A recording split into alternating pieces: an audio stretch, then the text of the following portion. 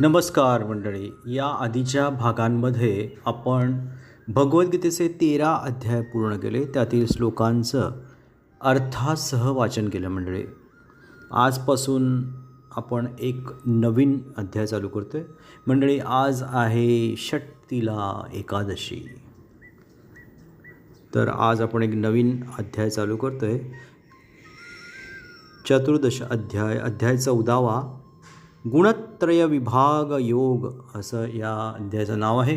आणि यामध्ये एकूण 27 श्लोक आहेत मंडळी. त्यापैकी आपण 14 श्लोक आज पाहूयात.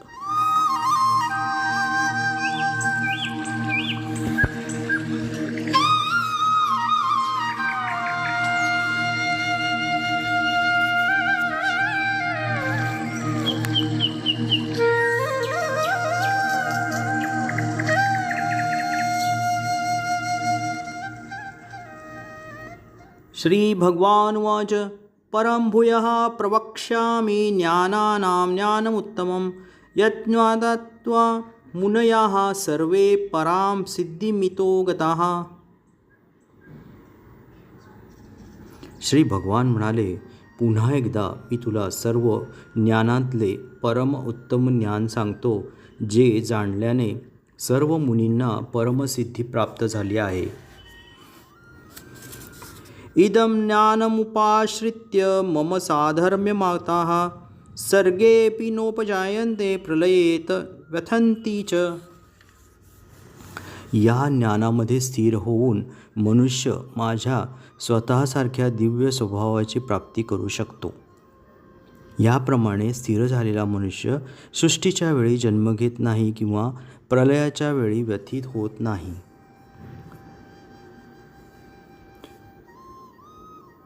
मम योनिर्महद्ब्रह्म तस्मिन् गर्भं दधाम्यहं संभवाः सर्वभूतानां ततो भवति भारत.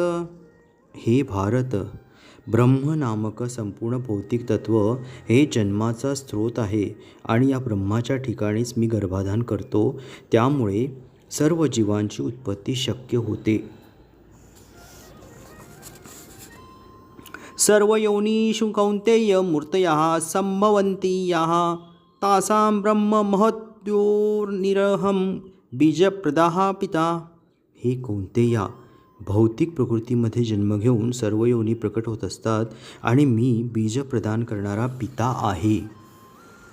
सत्वं रजः तम इति गुणाः प्रकृती संभवाः दिबग्नन्ति महाबाहो देहे देहिनम् अव्ययम्. भौतिक प्रकृती सत्व, रज आणि तम या 3 गुणांनी बनलेली आहे. हे महाबाहो अर्जुना, जेव्हा जीव प्रकृतीच्या संपर्कात येतो तेव्हा तो या त्रिगुणांमुळे बद्ध होतो. तत्र सत्वं निर्मलत्वात् प्रकाशकम् अनामयं सुखसंगेन बध्नाति ज्ञानसंगेन चानघ.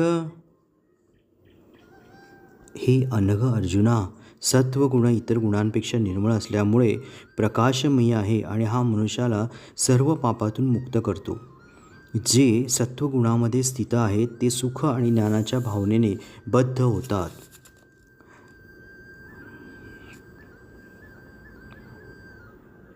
रजो रागात्मक विद्धि तृष्णा संग समुद्भवम तन्निबध्नाति कौन्तेय कर्मसंगेन देहिनम.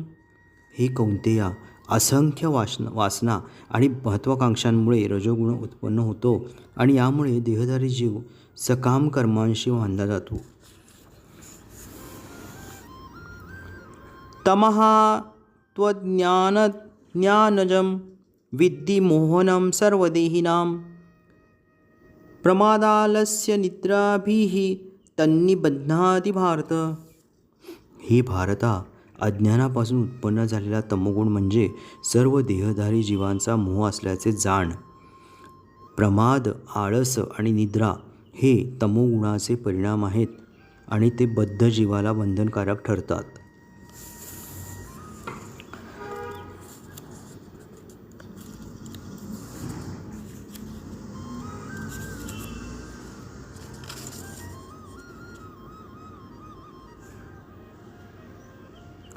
सत्वं सुखे संजयति रजः कर्मणि भारत ज्ञानमावृत्य तु तमः प्रमादे संचयत्युक्त. हे भारता, सत्वगुण मनुष्याला सुखाने बांधतो, रजोगुण सकाम कर्मांशी बांधतो आणि तमोगुण त्याचे ज्ञान आवृत्त करून त्याला प्रमादाशी वा मूर्खपणाशी बांधतो. रजः तमः च विभूय सत्वं भवति भारत. रजः सत्वं तमः चैव तमः सत्वं रजः तथा.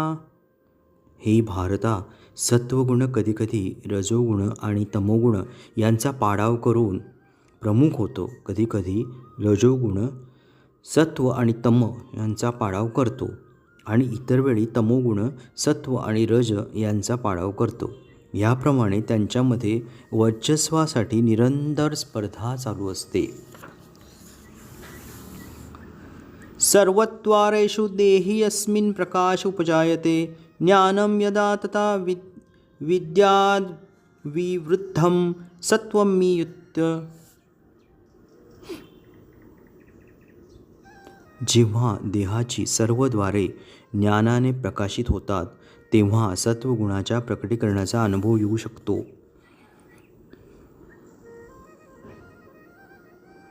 लोभः प्रवृत्तिः आरंभः कर्मणां शमः स्पृहा रजस्येतानि जायन्ते विवृद्धे भरतर्षभ. हे भरतर्षभ, जेव्हा रजोगुणामध्ये वृद्धी होते तेव्हा अत्याधिक आसक्ती, सकाम कर्म, महत्प्रयास, अनियंत्रित इच्छा आणि लालसा इत्यादी लक्षणे उत्पन्न होतात. अप्रकाशो प्रवृत्तिश्च प्रमादो मोह एव च तमहास्येतानि जायन्ते विवृद्धे कुरुनंदन. हे कुरुनंदन, जेव्हा तमोगुणामध्ये वृद्धी होते तेव्हा अंधकार, निष्क्रियपणा, मूर्खपणा आणि मोह हे अनर्थ प्रकट होतात.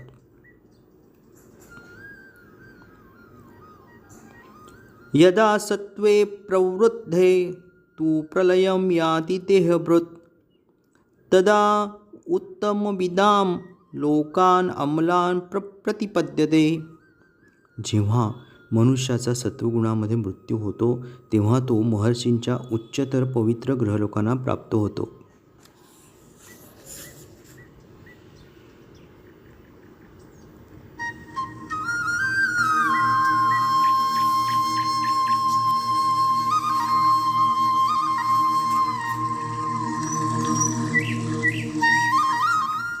मंडळी, याबरोबरच या 14व्या अध्यायाचे 14 श्लोक पूर्ण झाले आहेत. त्याचे आपण अर्थासह वाचन केलं आहे. मंडळी, ओम नमो भगवते वासुदेवाय.